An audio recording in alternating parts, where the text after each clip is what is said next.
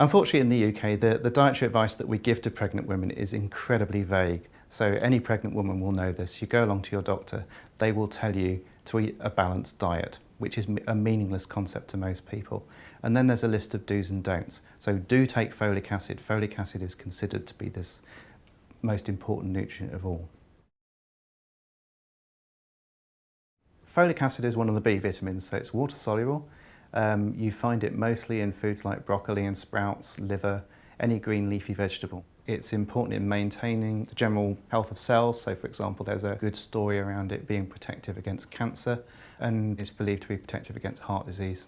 Many countries have considered folic acid so good for the population's health that they add it to all flour. So in the United States, for example, since 1998, folic acid has been fortified in all grain products. So if you consume any bread or anything made from flour, there'll be a certain level of folic acid in there. And that's increased the population's intake by a very large degree.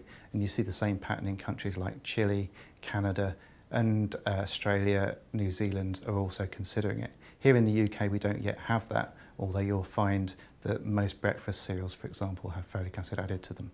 Folic acid can exist in natural states, so there are around 128 different natural forms of folate, but there's also a synthetic form of folate, which is known as folic acid itself, which isn't the natural form. That is actually absorbed more readily into the body, and that's the form that's usually added to foods or given to people as supplements.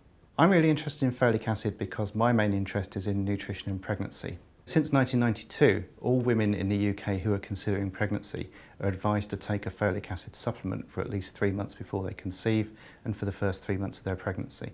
The way in which an embryo or fetus develops is in waves, so different organs take priority at different stages. So at that point, around 3-4 weeks into pregnancy in the human, it's the spinal cord and the development of the vascular system which is most important. There's a condition known as spina bifida where children can be disabled because the spinal cord doesn't close properly very early on in pregnancy.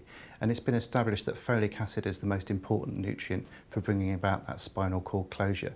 There are many studies from all over the world. The best known is something called the MRC vitamin study, which was carried out in 1992 across the UK and some other European countries. And that particular study took a group of women at high risk of having a spina bifida associated pregnancy, gave them a high dose of folic acid, and it showed that taking that supplement reduced their risk of spina bifida by about 70%. The current strategy for getting folic acid into pregnant women is to advise them to take a supplement.